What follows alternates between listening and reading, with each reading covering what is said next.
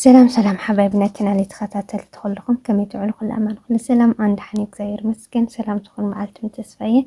عيدكم مبارك لأن إنا رمضان ودينا زير مسكن رمضان ودينا لو عيد مبارك لو ستوتها بس إحنا مالتيو ستوتها لمت أني لما حنتي فشح تنحو كلهم مالتيو ستوتها هنا عقيادل رأيوه كاستوتها لما عتي بس أني رأيوه مالتيو كلر جناي أمر ደስ ይላል አይደል? ከለሩ ፈተይ ማለት ነው። አሙቲ ዘምጠት ላይ ቢጃማ ማለት ነው። እና ናይ ዒድ መባረክ ወጽኒ ማለት ነው። ስጦታ ይንዓቂ ማለት ነው። እዚኣና ናይ ዋዕላ ናይ ሻሻ ናይ እዚኣ ድማ እናንተ ማኸድንቲ ማለት ነው። ሪእኹም አይደል? ከለር ግን ደስ ይል ማርያም እና ስጦታ ይንዓቂ ማለት ነው። ከምዚ ሕብሩ ብጣዕሚ ደስ ይል ማለት ነው። ናይ ዒድ መባረክ ትመፀና ስጦታ እስኻትከን ከታይ መፅክን እና ከምዚ እዚኣና ካልእ ከሪክል ማለት እዩ እና ሽራብለ ካልስ ማለት እዩ መፅኒ እንሆ ሪእክና ዶ ስጦታ ኣይነዓቂ ማለት እዩ ወርቂ ኮይኑ ወርቂ ሪእክና ዶ ወርቂ ትለጥፉ ወርቂ ትለጠፈ ማለት እዩ እና ስጦታ ኣይነዓቂ ብዘለካ ምስጋና ብጃማ ግን ፈተያ ከለር ኤርፈተኹ እምበር ብጣዕሚ ደስ በሃሊ ማለት እዩ ምስ ነታ እዚኣ ናይ ላዕላ ማለት እዩ ብጣዕሚ ደስ ኢላትኒ ከለራ ማለት እዩ እና እዚኣ ትመስል ናይ ዓሙቲ ደሞ ናይ ድዋ ደሞ ዳምፀት ላይ ማለት እዩ ኣድዋ ለዚከ እዚ ናይ ኢድ ማለት እዩ እዚ ናይ ኢድ ኣርቲፊሻል ግን ወርቂ ይኾነ እዚ ማለት እዩ ኣምፃት ላይ ዋክን ከምዚ እዚ መፅኒ ንሆክካት ስጦታ ይንዓቀኪ ብዝብለካ ተመስግን አይደል እና ናይ ዒድ መባረክ ስጦታ እዚኦም ናይ ዓሙ ብጃማ ዘምጠትልና ኣደዋለ ናይ ኢድ እና እዚ ኣምፃትለይ ማለት እዩ እና ሽራብ ለ ዓሙቲ እያ ዘምፀትለይ ማለት እዩ ዋይ ለለብዝንሆ ማለት እዩ ስጦታ ዋላ ሸፓት ይኹን ኣላይገለ ይኹን ከመስግን እየ ማለት እዩ ርአያ ጫማ ለሓድሽ መፅኒ ዋይ ሓድሽ ጫማ አለ ግን እዚ ኣለ ማለት እዩ እዚ ኣለ ፈተያ ናይ መንገዲ ምናምን ተኸድሩ መንገዲ ብጣዕሚ ቀሊል ናይ ብጣዕሚ ደስ በሃሊ ጫማ እያ ብጣዕሚ ፈተየ ማለት እዩ እስኽን ክካይ ደስ ብልክን ካብዘን ኣርተፍሻል ዶ ካብ ብጃማ ዶ ኣብ ኮመንት ፅሕፋለይ ይኹን እና ጫማ እዚ መስል እዚ ለሸፓት ማለት እዩ ሸፓት ተደክለኩን ታይክለኩ እዚ ለ ማለት እዩ ብሓደ መፅለይ ማለት እዩ ብሓቂ ኣነ ብጣዕሚ ደስ ይልኒ ስጦታ ሳይነዓቅ እንድመፀካ ማለት እዩ እዚ ግን ብጣዕሚ ና መንገዲ ትኸድ እንዲያም ናብ ዓድና ማለት እዩ ብጣዕሚ ዘድሊ እዚ ጫማና እዚ ሸፓት ተምጣትለይ ማለት እዩ ወና ስጦታ ልዩ የሆነ ደግሞ ልዩ የሆነ ስጦታ ለለልኝ ማለት እዩ ከመይ ደለ ስጦታ ካሪክኒ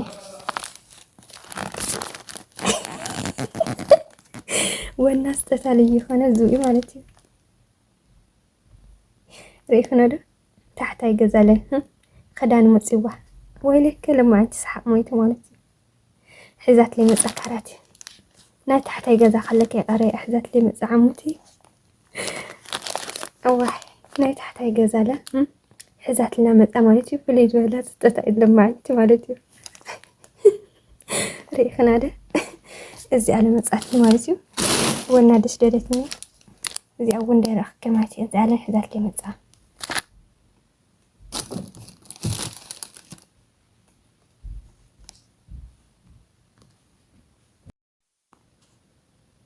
እና ኩራት ሓወተይ እዚኣ ትመስል ስጦታና ናይ ዒድ መባረክ ከምዚ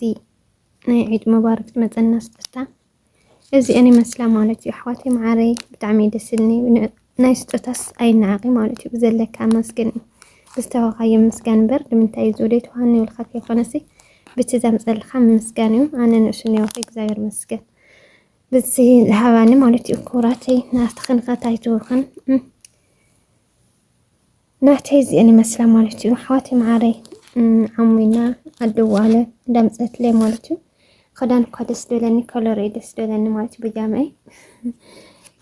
ብጃማኡ ከለር ደስ ይልኒ ማለት እዩ እና ኣርተፍሻል ለ ርአየታ ይኹን ኣዩ ደስ ሃምለለክን ለ ደስ ካብ ዘለክን ስጦታ ስትንገራኒ ካብ ብጃማ ዶ ኣርተፍሻል ዶ ኣመን ደስ ይልክን ማለት እዩ ጫማ ኢለ ርአክን እየ ጫማ إلى رأيكن يا رأيتي إذا كان من قد بقونت من قد بتعمي اللاي مالتي بتعمي فوتيه شبات إلى رأيهم ناي تحت جزاون زي قري مالتي لا ما عندي ناي تحت جزا خلي خلت كرتون وصلنا فجوي كنت مسكين السافر سلاد خلنا للدا بالحزات اللي مسأ مالتي سألت خلني أترس عني من قد رح قيد خلنا دمه إن أنا تحت جزا خليك يا قري ستة إن مخكين حوتي بينا دم تقري هذه مسل ستة أنا عيد مبارك مالتي همزي الناس نحن نحلنا مالتي كراتي زي المسلا دمو ودا دمو مالتي ودا زمصلي بحق مالتي زي دمو ورقي بحق زي ورقي زمصلي مع زمسي بعد تقدر مصيسي نعيد مبارك له مجمريا غزي تبرقن لينا والخ عند مالتي ريخنا ده ورقي مالتي زي كو ارتفشالي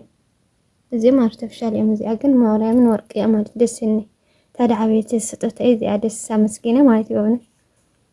قدما يخفى الان له تقبله مالتي زي ورقيا جن تاي مسج كنا حاتي انس ورق زي اقمط وحكاتخن 4 داول اطفئت كنت امن عنده ناي ختزنا لاش مالتي شاور قبري خيد ما دا يوصخ وي حصب وغور شتا حيبل بقى بغورت ما يوسده تايمك لكن هندي ورقات فوكن نحز ما يقبرني زين كرمت انت خنبر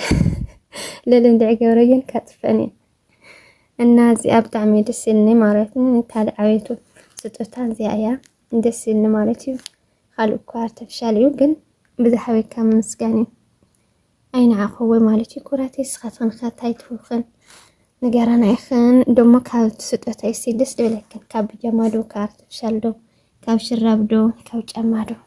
كمان أندس لكن أو كمان صحف علي ناي تحت جزا ستة على هكذا ناوزي توصل تخلو سر الناس أتمسلنا لما أنتي أستدخل مصحف كمان تلاتة الساعة دقيق ما يفيدني لايك لقرا لي حاتي بس ألتخن الحساني من قدر حق يصدخل لخص أجل أنا لايف متى يندعي تقني وايف إلك أتي تدريخون له بك أتما يكبر أي ترسعان مالتي كوراتي إذا أتمسلنا لما عدفلنا سنة كورات حاتي ودق ما يبديك سكون راخب سنة يسان حس سنة غنى